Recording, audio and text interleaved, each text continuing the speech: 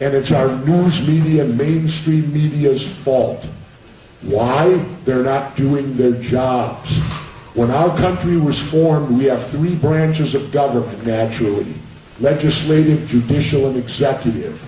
The media was supposed to be the unwritten fourth branch. And what was their job? Their job was to watchdog the other three and report to the people what they're doing so that you can stay educated. They're not doing their job today, our media. They're not reporting on the wars we're involved in. You don't see body bags coming home anymore. They learned from Vietnam. Don't show body bags coming home. It might upset the people. Let the people go on with their little daily lives and not worry about the wars. You know, it's troubling to me. I turned 60 this summer. And I started adding up. Well, it's like I always tell young people, remember this. I was what you are and you'll be what I am if you live that long. But what was troubling to me in turning 60 this summer was I thought back and realized, my God, my country's been at war over 30 of those 60 years. Over half of my life, we have been at war. Imagine the young child born 10 years ago. We've been at war that child's entire existence. He knows no difference. That's what they have got us. And here's the disturbing thing. Do y'all remember the elections of 2010? Where the Republicans swept back into power again? You know what troubled me more than the Republicans sweeping back into power again? And I'm not a Democrat either. What troubled me more, that there wasn't one campaign, there wasn't one debate, there wasn't one thing even said, it wasn't even on the radar screen or talked about, the two wars we're in. You recall? The last election, war was not an issue. Well, they've accomplished what they wanted to do, in my opinion, and I'll tell you what that is. They've got us so accustomed to war now, they can start a third one and we just shrug it off. Oh, well, we're in another war. Please read history, and if you can, go back and look at the Roman Empire. We're following the blueprint of the Roman Empire. And Rome fell, didn't it? You don't, okay, who's the economic giant of the world today? China. Do you see China getting involved in any of these wars? Absolutely not. China's worried about their economy and doing business. They're not getting involved in these wars. And also remember this. The only reason what brings us into war is when multinational corporations can rape and pillage and get a profit out of where that war is. Because you notice, if you read your history, a genocide took place a number of years ago in a small African country called Rwanda, where literally almost 1 million people were slaughtered with machetes, no less. Not even bullets. They were hacked to death. Well, when I'm in Mexico now, I do a lot of reading. It's nothing for me to read 17 books when I'm down there. In one winter in Mexico, I probably read more books than I did my entire formal education. And I read the book written by the Canadian colonel who was in charge of the NATO forces in Rwanda.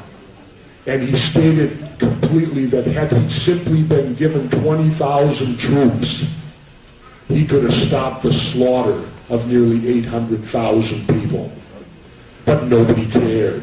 The United States didn't care. Nobody cared. Why? There was nothing there for multinational corporations to profit from. There's oil in Iraq. There's oil in Libya. And how many people are aware? It was clear to me 6 months ago when a story broke on Afghanistan. And that, being an old Vietnam veteran, it made it clear to me why we're also in Afghanistan. And it ain't got nothing to do with catching bin Laden. It don't have nothing to do with fighting the Taliban. That's the stuff they tell you on the news and what they want you to believe. No, They discovered, or they claimed to have just discovered. I always wondered why the Soviets went in there in the 80s. I couldn't figure it out. Afghanistan, I never even heard of it back then. Why would anyone go in there?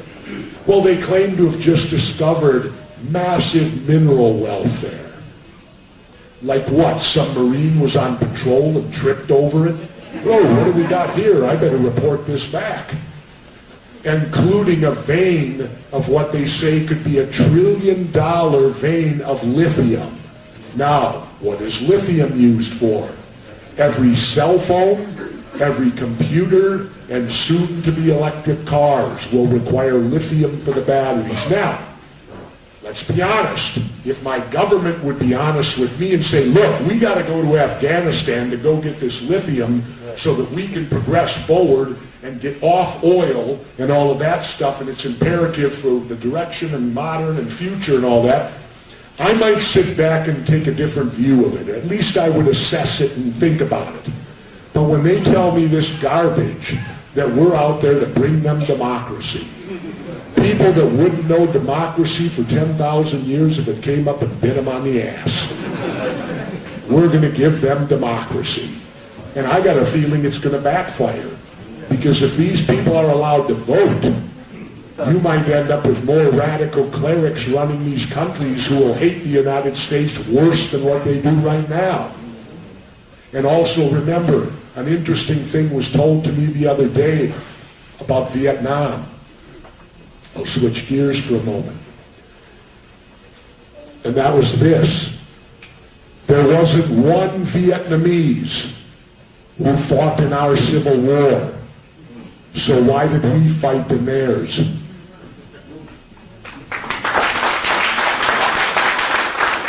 And again, you gotta, many of these things in a way are double-edged swords. We certainly don't want to see genocide. No one wants that, to where some dictator or whatever will literally gun down his own people to remain in power and all that. There should be some type of international intervention there. But also you have to look at it from the other side of the sword, the other edge of the sword. It's their country. So ultimately it's up to their people to determine how they will be governed and all of that. So we're in tough times today, people. I'll tell you this and I'll finish up then and take questions. I went on TV on Good Morning America earlier and I stated that if Congressman Ron Paul would quit the Republicans and run again, I would give serious consideration to running with him.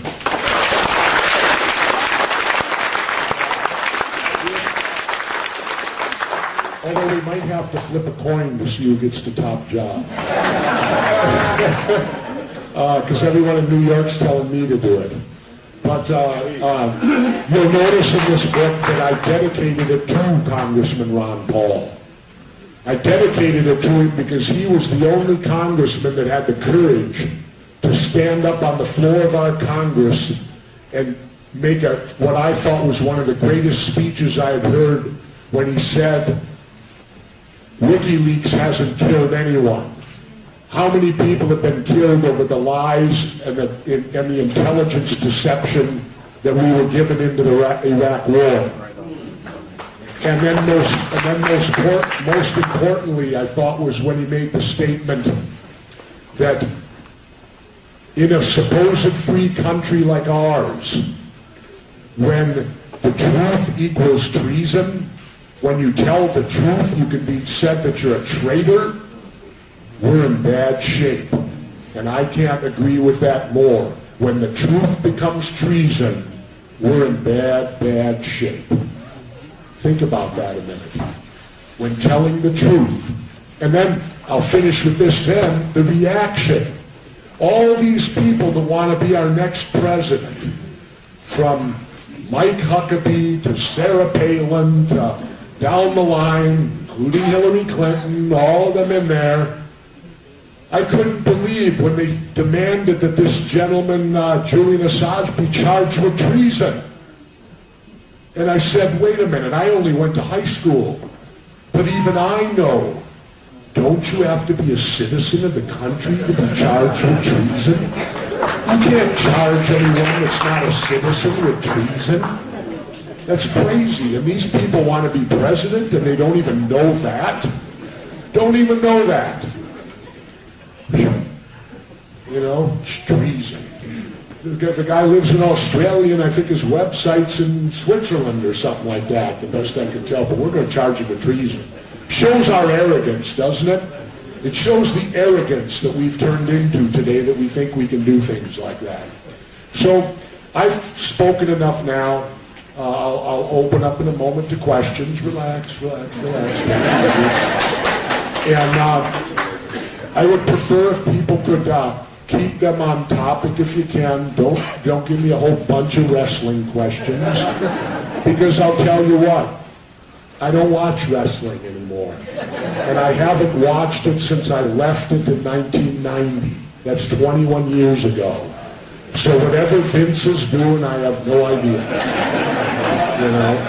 So if we could keep it on topic, I would greatly appreciate it. And again, thank you for being concerned today. Thank you for coming out. And I hope that you get angry as you read the book and that it inspires you to be active, to be vigilant, and to never, and I'll finish with this, just to let you know that there's some pretty good people that stand with me. Yes, even Jesse the Body has to wear real glasses. I'll finish with this. I want to read you two quotes that we put. Well, first of all, let me explain. The 63 documents, we chose that because that was the year President Kennedy was murdered, 1963. By the way, just showing the media again, here I go, I'm going to talk some more now. I ad-lib just like doing a wrestling interview. How many people watch my show, Conspiracy Theory? Thank you. Well, I'll say this, it looks like we'll be renewed for another year, but you wait. You never say you are until the first check clears the bank. You know, so, but it looks positive at this moment, but they let me this season, we're in our third year if they pick us up again, they let me do John F. Kennedy's murder.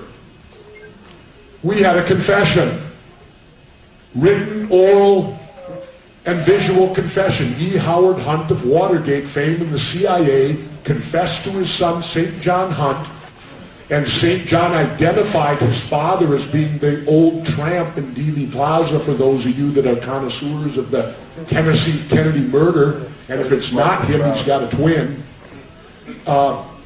He confesses. He says it was William Harvey of the CIA, who at that time was the head of the Assassinations Unit, and a guy named William, or I should say David Sanchez Morales.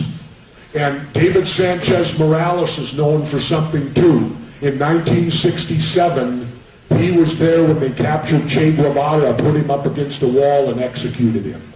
And Morales used to wear Che's Rolex as a trophy after it happened.